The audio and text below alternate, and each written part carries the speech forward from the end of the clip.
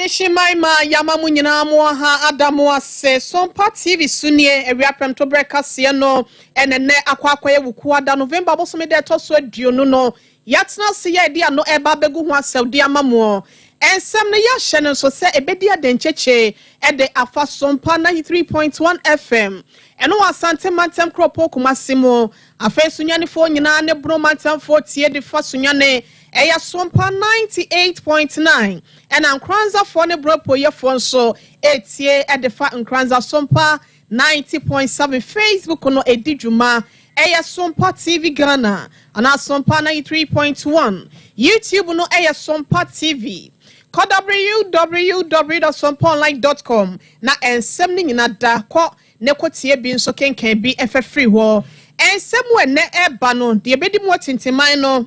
Ebi eni se isi na babonten echre se be ya Ghana fo akoma beto won yam ewo afi we se abato no nsunsuaso no eyesene se bi eka kakra bi ebebonten no ye de kwa kototo ho ama enema agensem sanso ena abato no ho sensem no a yera IGP ababonten akasa ede wone ne mrantia ne maba wano won krado yo ya wayo ede amabambo ho nsem ewo afi we se abato no eho na ababeto dwo se ye kasa ya no panyi bi nso ede atudwa se enya de abato bedwa no betimi awi abato ni mo ede ama amanyoko bia da se ne wo na afenti no wo kọ ede ama no se entimi ententam e wo sa kwan no so na professor to dankan so ena ede ato Ghana man nyina anim se bra so se ebehwe ne yasesan ya kwan na yatimi abo asomdwe eho eban na wode wani kire mu ewo apayo wo he popro ya wono so te adwa so ho a wode afutuo akọ ede amatemamufo ye bebumu deru awie ede atremo mame Samira Bawomia enso kasa de atre Ghana fo se ye pe obi amna besiesie Ghana agenesi kwantimpom mu dia na ni radofo ye Bawomia wono ene wose woto aba ede emmanuel ye John Dramani Mahama wono so akasa kire se MPP amemo boninti Morocco 2025 African Cup aye kokra no eno na assign no aye ntimi anqualify na busia ensam dodo na aka ye no ho ena awie 21st clinic the sciatica expert one maso yesna ye de eba besomo afemizo free drink the 5G miza no so anono de papa ya ho den ene apomuden so ahyemu ma no enso eboa ye Sompa chede why na bibia ma me asafrede ya mansion na nemu eno nti wa ye de no fa beka ye de ho Tawa Media Foundation na ye moa e mekunafo nwisia ne nyanka se be ya wadidie mu eno wontime frem nso bibia be hye nkunan ewo afiwe se awie ye bronya yi mu cloud internet pacho betie kase ewo abefo kwan so amana ye ode odwumedi ahodo nyina bekoye de ama obasahare so dia na ya cloud internet ena wode ho ekodom wonom se yesisi yade ayam team ene koko no eye 3 herbal center dro wanwaso ya wode abadwaman so 3 eco cups cocoa master ene no so ye kanfo de ama wo express group so akwantu ho nsem nyina da fa bedan wonom na wontimi emma wakwantu ho nsem ne bibia so ene da na akwan mu emfama yebusia enyumako ya da roma ena ene awie ye so wabeti ehu dwam ewo kase yi so mokenkafo eyeme ohene ire mame ekua yeboa esiama bronya brewati afia ngebrani adaje na ensem no sene esitie no yentimi emfa emamo ye nsem na se ede free afia bato ye de yenimu akato ne bro na ye wuramu no mo na isi na babonten echre se na se ya bone de road kire mo sa wo de wani kire mo afomantem ne mo ena afefra mantam ne mo a ballot papers bia wode ekọ ho no nyam setima chie kakra eba mu nti no enam so ama wo ye nsachiraye eye se wo siesie na so no NDC amanyoko no kra be wura chese wo mo ena eyi hu ntoma ema yi si na so te yenye sa akra nka wo mo printi wo made no kra no enka wonu mani ama so ema yi si ni be bogu ye chese trosem ena NDC amanyoko no so keka no wo sa no na ye ka se ya no panyipa be de kire ya o yetete na be de kire e de ma abato bedwa no ye ba wonu dwumedi ahodo no so ena ye in charge ye Bossman Asari waba bonten kire se one madwen ho se eye Ballot printing chese papers na one printing ya omode kwa hafo ene from mantem a I say near maybe enhye dan koye wo ho no one mo susu se nkopese wo saa ye ne foforo na ebi amanfo bekasa na Ghana fo sika ne de boka ene ye de ye we se mpre no se no ebe ye se ebe saa ye ne biem ama finchi mo ye transparency say ewia ebo abanim no obi anya ne ho ntiase eche ne se de ye ne bebu se bi e ka bebe nti no e ma ye nye saa de ne ma si one time bi aba be crosso ya bato no e wa afi we se mu Yera Bossman wone empanyifo ahodo wo no ka bi ewom e wa afi we se abato ne mu no won hia mu de bi ya ekoso e na okogina ase a woda nsem ye de. The commission will write to the political parties and inform them of the exact date we are going to bring the actual ballot papers. And when we write to the political parties, we copy. We also write a separate letter to the Ghana Police Service, another one to other security agencies such as the National Intelligence Bureau, as well as the particular printing house, to ensure that all of them will be present during the distraction. And when we finish burning them, we have what we call the distraction certificate, which all the parties are going to sign off to indicate that indeed they were there when the ballots were burnt. Who's going to bear the cost of this hour? I think this is something the commission will discuss with the printing house. But the commission on that, the commission didn't think so much in terms of the cost as to the quality of the country's election. Don't forget that we had these two important regions, voter region, halfway region, very, very significant. We are only talking of 16 regions in our country. And the commission noticed that the serial numbers were not being properly done the way we would have expected. And the commission met the parties and informed them that for the purpose of ensuring ballot integrity, it would be better for us to have another printing house or two other printing houses printing the ballots for the Ahafo and the voter region. So we have not been thinking in terms of cost. We are more interested in the quality of the ballot papers because ballot integrity is very, very important. If you don't get the serial numbers right and somebody votes for a candidate and the serial number is not there or there are issues with it, some people will deem that to be a rejected ballot. So the commission was not thinking so much in terms of cost. But as far as the cost is concerned, we will definitely engage the printing house to discuss it with them.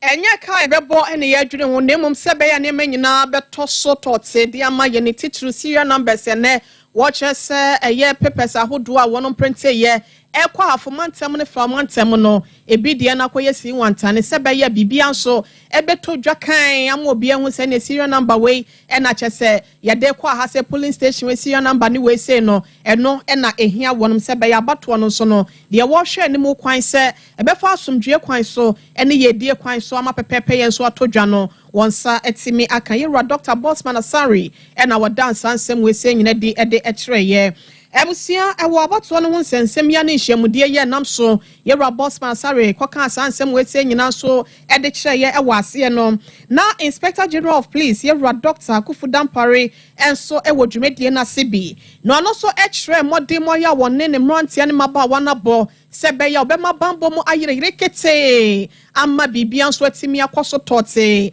ewo saa abato we say mo ne kasa no ekwawie ye no kokobo paade mu oden wode ma ekuokuofo emema kentina one ya ofro ho sametwo menfo a dane da ye to ababi krampo na wo musoso ama ohumene so ye isa ballot box ene ye koye sakasaka de oye na aba no eno so wode kokobo ede akọ ede ama wonom Yera Ekofu Dampare. In having elections in this country every 4 years. And on the 7th of December, we are having another one. From where we sit as the National Election Security Task Force,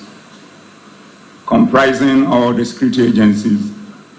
with the Ghana Police Service as the lead agency, and by extension, the Inspector General of Police as the chairperson of the task force. The elections will be very peaceful because of the measures we put in place. So Ghana, feel free, Ghanaians, feel free and live your life normal. We have your back. Why am I saying this? This election has been touted as one of the most crucial elections in our history, and rightly so. But knowing from what we have done in terms of our preparation, the assurance is clear. It's taken us more than 2 years preparing for these elections because we have considered election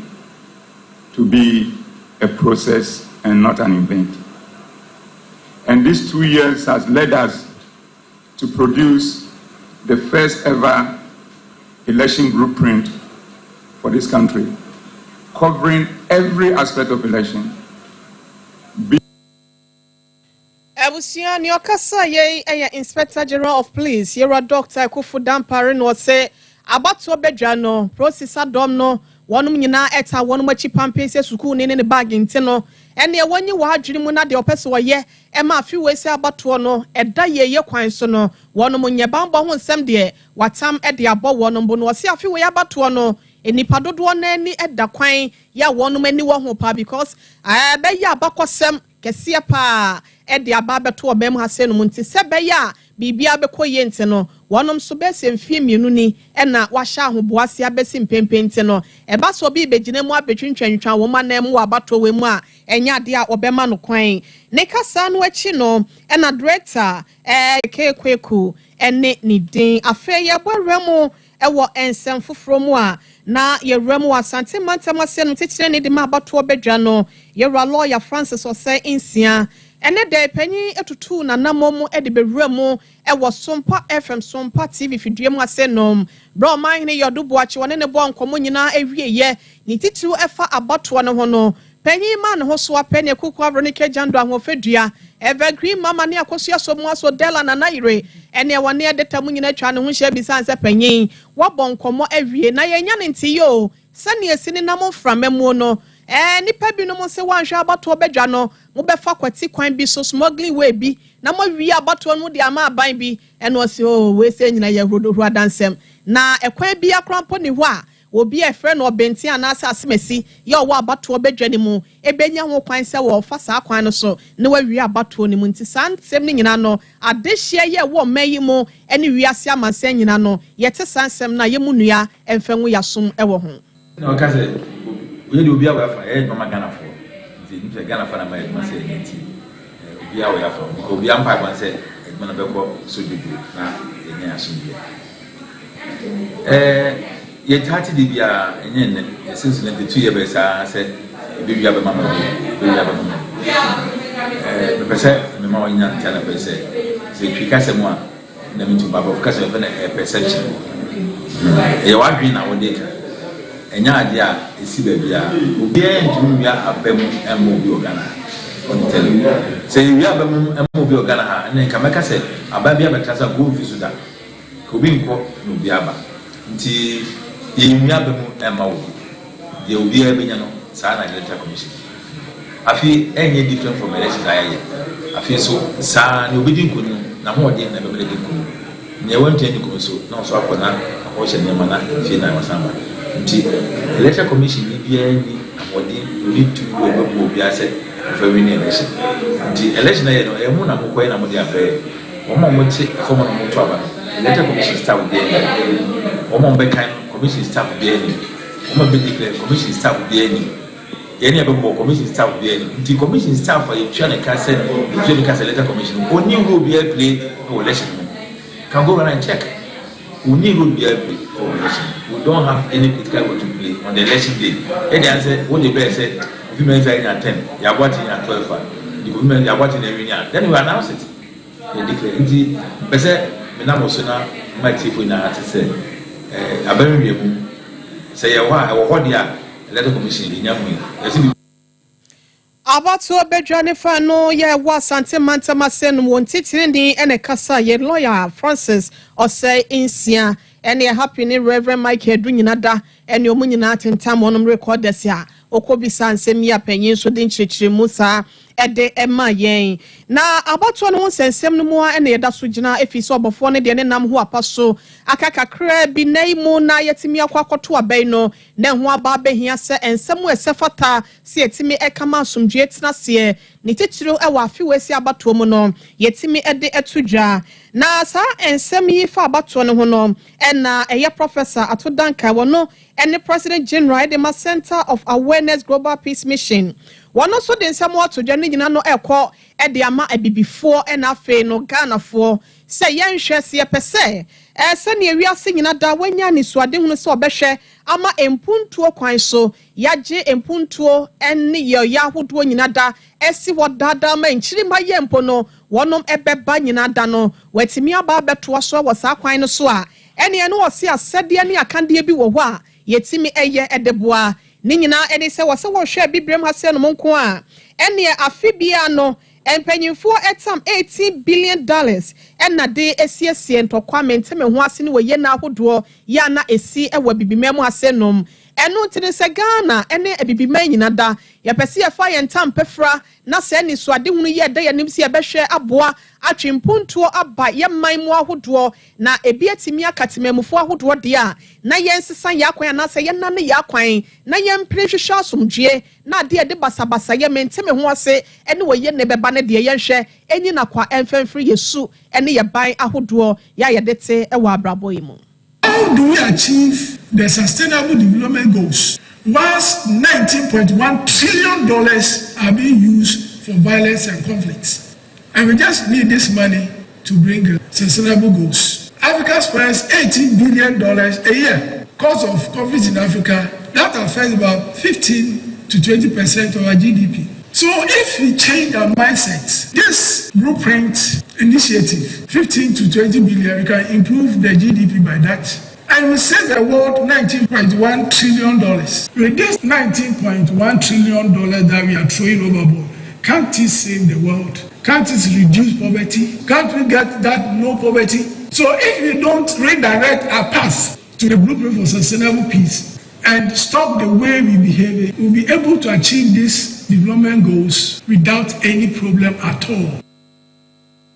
Ebusia President General was Center of Awareness Global Peace Mission mo Professor Samuel Atodankan na yetie no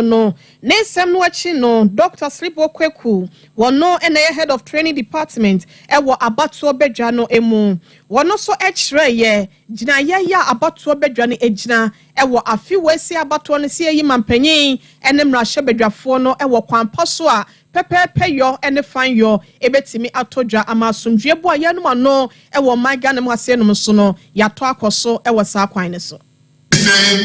We are going to insist on the transparency of the election. We will do our best with God on our side to give Ghanaians the best election leaders of this country. We are counting on everybody to also pledge that we are going to ensure sustainable global peace. Let us know that you are either a problem to it or you are a solution to it. You cannot say you are neutral. Where are we? What is our decisions from the Commission that will do our utmost best to ensure that the choice of Ghanaians determine who becomes our MPs and presidential. And we are counting on all our stakeholders to give us the necessary support. Ebusia Dr. Slipo Kweku na yeko ekotie no we apram to breakfast no na ya no guso ayede esomo no na Sompa TV so na wo hwe na wutie ebrekro na no Sompa 93.1 FM ewa Asante Mantem Sompa 98.9 so ewa Blue Mantem Crop Ponsunyane mo na Sompa 90.7 so wutie nsem no e free in Kranza na Facebook ni YouTube no edidwuma Sompa TV Ghana ana Sompa 93.1 YouTube no so Sompa TV ye run some foforo ewo ye nimu dia na ye call ohin popular ya wote adwa so edema adehye ya mo ampayo crofrom nana atakra agiman wono so de ato Ghana fo nyina anim se tire kan no enchese abontensofo emefa nkodi na kokoba ne dede banso no wono nyina da krobofo ma wɔse NDCO MPPO ɛmfa wɔn ne amanyokuo ya wɔn so wɔ mu no ɛyɛ akonnwa ɛna atɔ adehye ɛkɔ akɔpre ɛyɛ amanyofoɔ deɛ ɛna aduru soɔ ɛno te sɛ bi a wɔkɔ akɔpre adwa aba bɛyɛ mampanyin anaasɛ bi a wɔba bɛyɛ mmarahyɛ badwani anaasɛ mponya wo ne sɛ wɔdehye bi ɛna saa akonnwa na aba bɛtɔ hɔ de ama no a ɛnkasa wɔ frɛ no ho no akɔ akɔtiatia wo nua nan mu anaasɛ bi akɔdwetwa ne nantini akɔka nsɛm a ɛyɛ nimguaseɛ yɛ fi potɔ ɛde afa ne ho na abatoɔ ne twam a anaasɛ awie na wo nipa ne sɛ wɔanyɛ no wokɔyɛ anaasɛ wo ba yɛnhwɛ ne yɛma asomdwie ne he ɛwɔ yɛn ntɛm ɛwɔ abatoɔ wɛsɛ mu Ghana first Ghana hia ɛwɔ mu sɛ ɛkɔto aba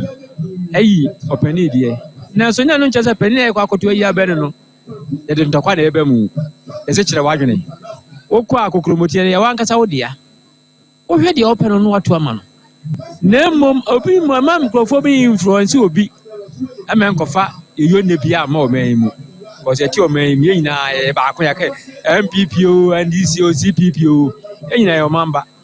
yɛnyinaa yɛ so yɛyɛ namfoɔ yɛyɛ anuafoɔ na mmom nya abatoɔ no ho nti ne yɛbɛyɛ atamfo abatoɔ no yɛkɔfa atamfo ba mu di a na ɛsɛ yɛgu pɛ sɛ yɛkunkum yɛ ho yɛhwɛ ama so ntɔkwa asisi ɔba ɛba ɛno ɛmfa asomdwie mba woti wo kurom sina to atu ɛkɔ obi ma so tada na wobɛtu no kora wokɔdɛ kapre ne ho wobɛdɛ wakɔ nti nsra yɛbɛsra ne sɛ abatoɔ yɛbɛtumi yɛmfa asomdwie ɛne abotrɛ ɛne wokɔ kuromoti deɛ ɔpɛ no kɔkɔto ma no Nana Atakra Ajimai wano eye ampayo krofo mu hin popro ena yetie nwe na ne nsem we nyina no eto dwa wabra na wonom ede esrimfo hene etena adwa so ewo empotemo wo nana dade adatu ya wono ene wono ene ye esrimfo hene ewo ampayo no wono so ekasa ye wabra Nana Atakra anosiye Nika America da miwura Nana Atakra Ajimai the second ase sɛ wanya yiyimu na atumi abo akunyama eserufo nyina anya baabi aseme na so na betoye entino asede ni kabia alamma Nana Atakra Ajimai the second na kakra meka fa abato no sɛ ye nyina no ade baako sɛ de ye ya bitube di akunya wa asantuma wa no meda obibia ase na maka kire obibia anye semfo ko obibia se abato no ohwe no ye oto aba no yado benye bia no Ghana ye die enehia enti Ghana ye die hia kyese o man no amman panifo bebre abasene ko Ghana da so wo ho amman bebre ntokwa si wo nyina no o man na bo Ghana unis kakra na wonama obi nkan he tia mo sa asundwe no ho ban kane na ye hwe de obe ansa na ye hwe politics for no enti omo no time ya no omo tu futo egu ani na ye na ye kontokwa ti masre me di se na me do ma no awa asantuma mu ha tituru ampo yo okro due ma me do ma se omo nyina aka bom ta abato no tu a di opisi abeto ama no we nya ntokwa we nya yiyimu Ebusia yekọ yenim na yewura second lady Mame Samira Bawumia wono so na kachimo Mame edensemo tujwa ede akire Ghana fo nyina sa da Roma empempen ya yewomu ewo mem hasenum no se yepe wo bi amana ba beto mpuntudwuma ya na danko akufo ado wachima piesie wa ba be ye ede amoma Ghana dia na wo hwe benkum hwe nifa dia na obi ye ni ho so ono ankasa ni radofo ye Dr. Mahmoud Bawumia ena wasa Ghana fo nyina yakro ede akomapa etai nachi ewa afiwesi abato mu ede won kokromoti fem no na wasa bompa ye de kire rade se won ka ne ho se beya enkunimdie mapa ebe kwa ama no ewo afiwesi abato mu na wa kire se ni wura ye Dr. Mahmoud Bawumia eyobia woye obi a wowo adwen a ye de so wo hawa no eba se ye mfa pepepe ye nya adwuma so wo di mu nimdie pa anase wono soso giremu abrane eno ntine niam ahodo bi a waka ye edefa ne kunu ho efa amamuo ho nsem de na edoso pa na ne nsem nyina no wodi to dwa wa bro no ankasa ne nwoma bi a wotwere na woboabo nipa no apa ho ntoma ewo enkrapomponi mantem no ena maame Samira Bawumia woto nanum to say ede kyereye. Not just to celebrate the creativity and dedication of our talented writers, but also to mark a significant milestone in our shared journey to promote and elevate Ghanaian literature, creativity, and the art of storytelling. When the SBLP started in 2020, we had a simple yet ambitious dream to create a nurturing and supportive environment where young Ghanaian writers could thrive, showcase their talent, amplify their voices on both local and foreign stages. And let me say, it feels like a long time ago now, but we remember what happened in 2020 with COVID, and everybody was home and nothing seemed to be happening. So that is when we thought, this is a moment of stillness, and this is a moment where people could tell their stories, could channel their energies into something productive. So our approach was to showcase the writers by publishing their final works of our shortlisted writers and train as many writers as possible and raise interest and awareness within the space. And we're focusing especially on those who've never been published to provide them with a platform. We've also undertaken training workshops for our winners to sort of hone in their skills. So based on the feedback that we've gotten, to feel and to believe in the boundless possibilities of the Ghanaian dream. You are the heart of this anthology, and your work will resonate far beyond these pages. Therefore, as we launch this anthology, I encourage everyone here to champion the power of storytelling. Let us read these works, share their messages, and ensure that they inspire others to dream, to persevere, and importantly, to create. Oh my God, na ba penye ya watosu mienu mami Samira Bawumia eni eko tie no afeye monremu ewo eye franga kita for the ma NDC chinye bata amanyoko ni Rajon Dramani Mahama wano so ni diemo penye ede enenom entu abo ahyehyɛ so ewo epoye mantem no akwakodru eye wo hini ni krom achemda na penye ko gine mo ewo won lorry park ni nsem dodo na no de tu dwa no kyerɛ sɛ MPP aban ba ya memo no wama na tonsom wama ye nepa hodo ya wo ba ye betena adwa so hyehyɛ ye nyina no wonom ama no agye egu ama enne be se finhye aduonu ni a Ghana Blasters eda o my Ghana koma so ye nigidie kese ya yetimide ho awaye ho ema ye nkabom ne kura no wachesa 2025 Morocco Afcon ya ye kwei wonom antimi anyo ni nyina agina ban bone ni hyehyɛ bone ya wama na tonsom ni so niti no Ghana fo ekwa akoto aba wonye nsachiraye se be yo beto ede ama ono ye Rajon Dramani Mahama ene NDC amanyoko mu ma ya wonom gyegyina ewo mrahye bedwadwa ne so nyina da se be ya wo ba obeye na wasa ya nhye foforo ede ama my Ghana ye mpuntuo ni ye nkankro ama ebi nso etimi asane eye Black Stars o asumdwe mu ahotom ena ye nuanom ba ya almost say omo enani mama mboche obia ewo wiase mu ha entisi eto aba ma omo no mo ba ombe ba be siesie Ghana yie no mo siesie sikasem na obia enya hoto obia enya adwuma ye apanso Ghana foti omo asem ene eto aba ma omo ene omo ba ye ene de bibia aboye Black Stars are near the chichiri yewure kakra bibia say Black Stars mpoa near the chichi yewure kakra ene de Black Stars atete apansa 20 years ni emre bia yebebo African Cup Black Stars go be and so ene de qualification po yetimi am qualify ye jama Sudan munyina Sudan na ye kontokwa wo o ma qualify ko African Cup and Black Stars there ya kefie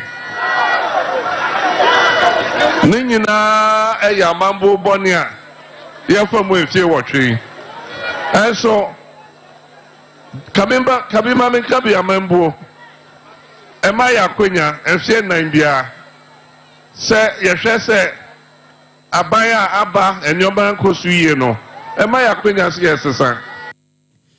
Ebusia yɛwura John Dramani Mahama ɛna ɛkyerɛ mu a mu bisa sɛ monte mo ho ase deɛ na ɛsi sɛ kyɛgyama se ametumpa na Amagana Blasters bɛsɛ mfinhyia duonu ni AFCON ne nyina mu yɛ pie mu wom na kyɛ sɛ 2025 Morocco die qualification crampo no yɛntimi unqualify no emu nkyeremu ɛna yɛwura John Dramani Mahama wɔde ama yɛ sɛ yɛn NPP amamu obɔne ɛna akɔfa weenum nyina aba no na nentu ɔbɔ no wɔsade kɔwura mu ɛwɔ asene man so across so abato mpɛsua so apoyɛ mantam hɔ a na hɔ nso wɔkɔɔyɛ no ensɛm dodoɔ na no ɛna yɛwura ɛkaayɛ ɛma wɔde ne nsatenetene yɛ Jubilee House ensɛm ahodoɔ yɛ nkontompo sɛm enei wɔnom akyekyere ɛde asoa ne tiri so kasa no ɔkasɛ kasa ɔka no ɛsɛntwerɛfoɔ ɛhwɛ no ɔmo nka ne yie na ma ɔmo nkɔdane n'ano na ɛnyɛ ɛsɛntwerɛfoɔ no ɛyɛ Jubilee House for Flagstaff House ɛhɔ na ɔmo dane nipa no ɛno brɔfo kasa mu yɛfrɛ no fake news ade a wɔnka yɛ yɛtumi twa goal so sɛ waka na sɛ kɔba de saa bebi aban akasa ɛte ɛyɛ adwuma na ɔmo dane nipa no ɛnya de a ɛfɛ nti nana ɛno deɛ ɔmo de ayɛ me ɔmo de ayɛ wo ɔmo de ayɛ nipa bebree nti megyina ha mɛka sɛ fake news ne nyinaa yɛta hu wɔ social media so ɛyɛ ɔmo a na ɛyɛ nti megyina ha mɛka sɛ fake news ne nyinaa yɛta hu wɔ social media so ɛyɛ ɔmo a na ɛyɛ nana wei deɛ menka bebree ɛm sɛ 7 December yɛ nyinaa yɛayɛ krado sɛ yɛbɛkɔ akɔto yɛ aba na abatoɔ wɔ hɔ yi sɛ wɔtɔ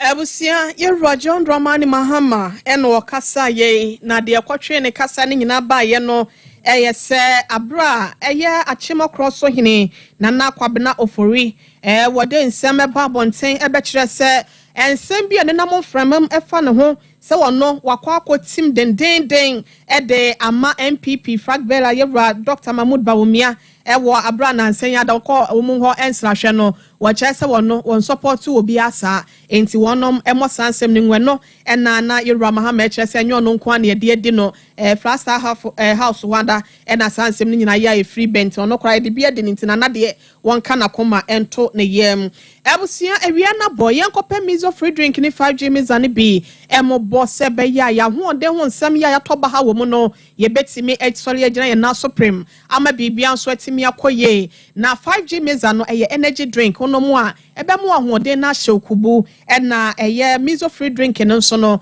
ɛbɛtumi aboa mo ahoɔden ho nsɛm no apɔmuden ho nsɛm no ɛtumi asipi tade ama o bɔmɔden a nafa wani akyire mu ɛwɔ miamia ahodoɔ yɛ a shops ahodoɔ no nyina mu no na kɔgye bi ɛwɔ ne dodoɔ mu pɛne do so poato a fra 0246 270221 0246 270221 na yɛngye so baabi a wɔyɛ ntimi fa bi emro na meka sɛ ya na ebia wosisi achi entini yɛ sa wofa to ase wosire mu na afa wo nantu akwakote ase wo nantini wafa wo namro mu hɔ no wo de ne ya wo ya etwetwew wo ntimi mpo emma wo mu so wo nante ba ko mienu na wagina aso wosisi ansa na watimi ato wo nante so mesrɛw ɛyɛ siatika yade no no memfa nkɔ nante nkɔsɛ wo sika wa brought 21st clinic will be 15 branches wo mema fa na nyina esanse wa ya hwɛ na okwa ho sansɛm no ehia wɔnom nti wɔse ya de bibre bia ya ɛha wo de akwakoyɛ typhoid ulcer anase bia fibroid na ɛha wo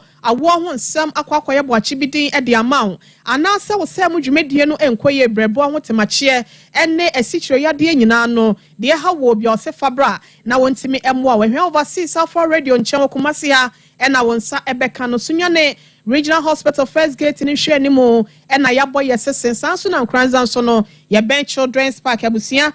machine treatment wo ho massage nso papa bi ekoso wo ho nte no Fabe Nefre Wonom 0249 311 311 0249 311 311 and now 0540 311 311 0540 311 311 Sompa de adwumedie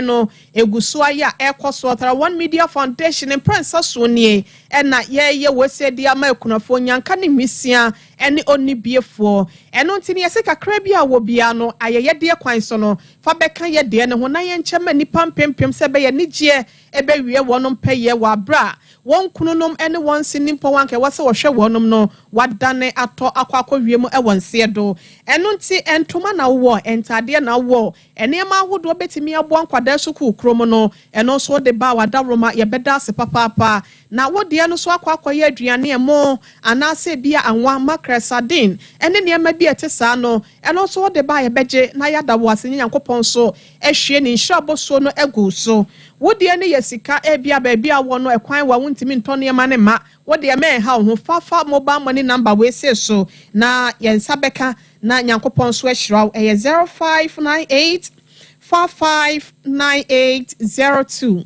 0598 459802 and now 0241 272990 0241 272990 dear beba eyetara One Media anase Blessed Foster ne ma no so amekuma se ye ben Rome Hotel no betimi dia bankranzan so GCB edan ne mu ho ana ye wo na sunyane so night market wo na Sompa ye wo de ba ye beje na yada wo ase ebusia ensemi ebia wutie de fa abefo kwan so Facebook, YouTube ni ade online so se wo internet ne nya ebetwetwe asi dwumedie bia wudi ya wo hia internet no ye kan for cloud internet de ama ne bo na efu ekoba sahare so tokro bia won bia no nsa beka bi na watimi de di ujuma wose hwehwe na kira kwan e wo top high woni Love FM no e na edi enhwe ni mu ebusua frani 0202 699 110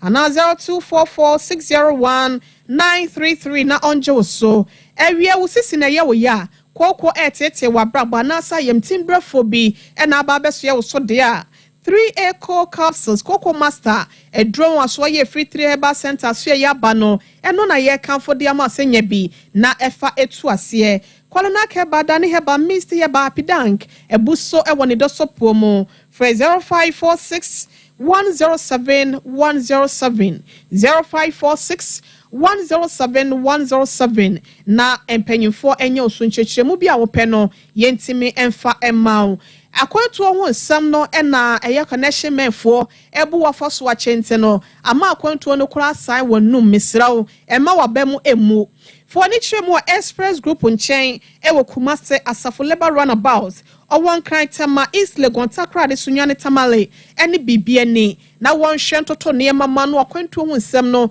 wonya dade anomanfa nkodu tote wabra won so no bibia ebekoye ede amawo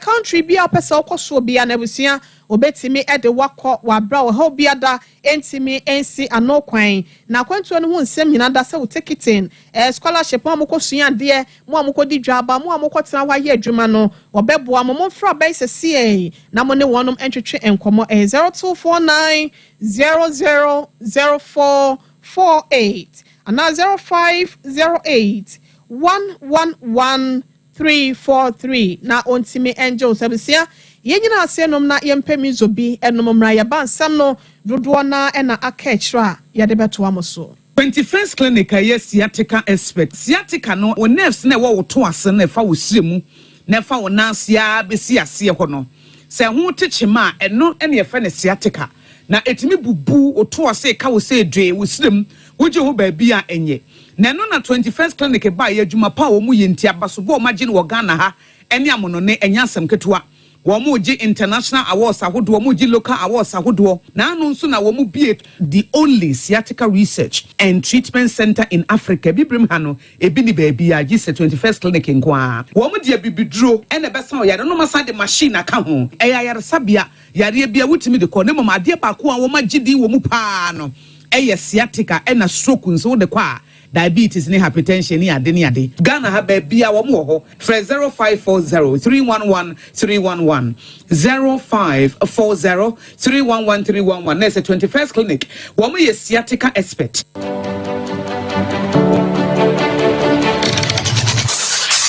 Introducing Mixer 5G Sparkling Drink, a whole new refreshment in a can. Mixer 5G is a tasty non-alcoholic drink. It is a perfect companion for all your events, including parties, weddings, and funerals. It is made with green tea, ginseng, guarana, grapes, and grapefruit. Get refreshed with Mixer 5G Sparkling Drink. For bulk purchases, contact 0246 270 221. This advert is FDA approved.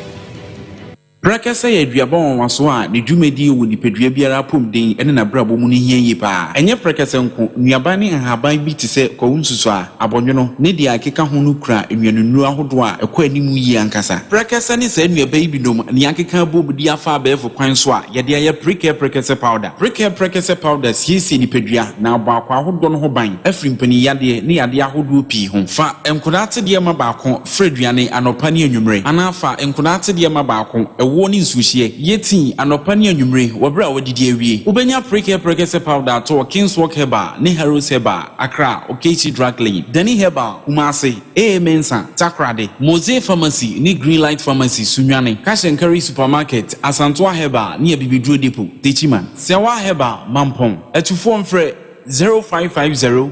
19 15-14 brakasa powder aduane san yedro FD ahwehwe sankratu mu agiatum Hey sewa me hu acho me na nanu me bisa ekra so kwa brochu Kwaku afei na mebeko me nkrata krani ene me ma connection man for den kofo sika aduane ne wanya otuadidi mu sa no Oh Express Group adarumenti akwanti wire for opese otu kwan kosua dia Express Group do be call mind be to say Canada, US, Australia, UK, and Germany. Say a tour and say visit in so Express Group do be call Dubai, Canada, US, Australia, and Germany. Mo am pese mo tu kwan koye adwuma nso obetimi do wako Dubai, Qatar, and South Korea. If you also want to take international tests like SAT, IELTS, TOEFL, GRE, GMAT, they can help you pass easily. They can also help you secure a good job in the UK. You should make sure you Kumasi as a labor runabout Hwa. Accra so Omo Carnation First Light. Tema Omo Community 18 Lashabi Girl Filling Station. From Omo Macho for ISO 055-555-0067 and 0249-000448. Here in Ghana, when it comes to chicken, the good old days are back. Why? Because Boris B's Chicken, BBC, is here. Yep, give your family and loved ones Boris B's Chicken. Fresh, tasty, delicious. Boris B's Chicken is produced right here in Ghana by our cherished poultry farmers with support from the Ministry of Agric. Get whole frozen chicken, gizzard, chicken feet, chicken neck, and chicken liver for those special family meals, buffets, picnics, funerals, and all restaurants. Get Boris B's Chicken. It's halal, so everybody can enjoy. Wherever you are, call Boris B's Farms hotline 05-444-444-53. Ask for our branch that is closest to you and come get your chicken. Boris B's Chicken, BBC, proudly a Fiakoko.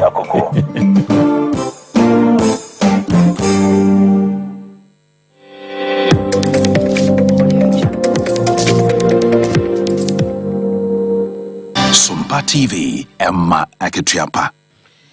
Emma Aketiapa, Sompa TV, Sompa Radio, ahodoɔ no ɛna awia prem to breakase no yeguso a yɛde ɛdan mu no yɛkɔ yɛnim na yɛwrɛmo ɛwɔ ensɛm foforɔ mu dia na yɛwrɛmo ɔsoafo yɛ wɔno hwɛ nkitahudie soɔ ɛne abɛfo kwan yɛ ɛfa so ɛdedi dwuma wɔnomonyafo ɛhwɛ wo so ekofo Wano so asye no ene Ghana Investment Fund for Electronic Communications ato kese shabwa sebe ya befo kwan ya faso edidi dwuma no ewiase nyina no ene ekoso nte no wonom so edibi edan sukufo mayo ahodo ye no so wo memo amoaba bedru besa asante mantama senom ene ye bese eye na watwe baako ene ode edi se adwumadie wei na wabra na adwumadie ni pomponso no ewiemu e wo KUST Business Facility Center ho no eyade amame ekofo what ansem we see di editre ye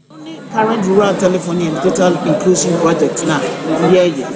we are also so digital training, digital skills, and so I can. You both take a see and we say network no near him quite a fast when you move in Faswa. Now a UMC and I. Into your negative effect, digital transformation centers, community ICT centers all over. I know your day Emma training. Into him say, and I'm sorry, so you have ye mebu eni ompeso omo peso munya ICT ngini madam as Ebusia wiase dane ne ho anu adane ne ho abuni mu anu abuni mu ma me kofu ekire se wiase nyina de abefo kwan e na edi dwumenti Ghana ye ntimi toto ye ho ase na ye nyi ye ho ayipemu emfiri mu ntia no ene nam so a wo mo de National Girls in ICT Day dwumedie no ahyehyɛ so akoda asansem we se nyina di ede ekire ye wodwumedie na se no abaya so no ya friend Joycelyn Dazi ya wo free Asante Achim North hwedie meme basic school ho na woje ne nteteye wo nwomasiam wono na etimi edi nkunim wo dwumedie no mu enyina nam so nte no ensam awodo ya wono so egina simpie so woda na di ede kyerɛ nsɛnkyerɛfo ne sei na ne sitie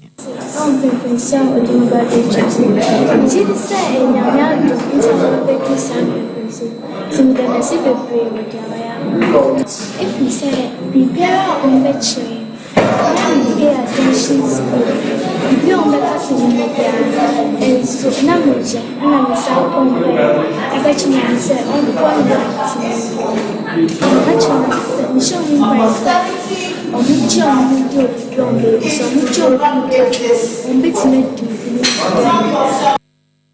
Joycelyn Dazi NH na didi so anase eni so nsem de a champanyfo ne nanigi a wanya efise nkwada makoma be sa pem ena empanyfo yi won mo no ena awredi kent na wo se nanigi pa ena wo da na di ede a kire no ne krokra mu no MTN company network no wonom ena ekoye enso asenefo ede ma dwumedie enam sayo so won panyin ya wodi wo manim kan Owura Ire Sophia Tando ya wa corporate affair wo eye MTN network so no ono so jakasemu e de Bible nsemaye even beyond the ceremony that happens in the various buildings. Let's look at from what you've seen. I saw learning so much from what happened today. I think prior to the ICT training that they went through, she had little or no knowledge about some of the things that they were taught. Now she's very happy she's been exposed to a lot of ICT sectors where she can even build on and it can even shape their career path in the future. So I think it's very impactful for the fact that at this very young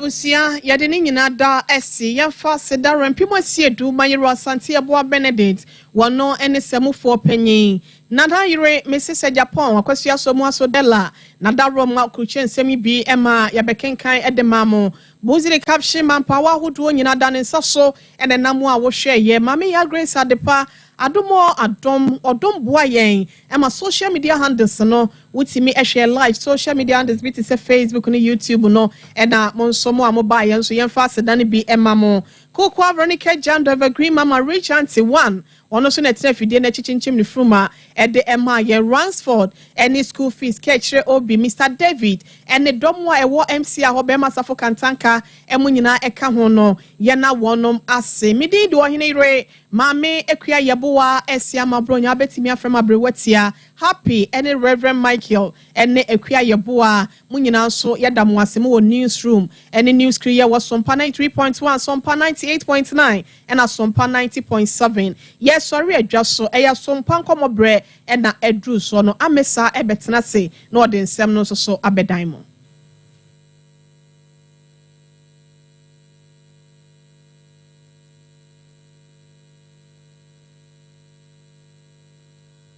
Bro nya dru obiemu e ba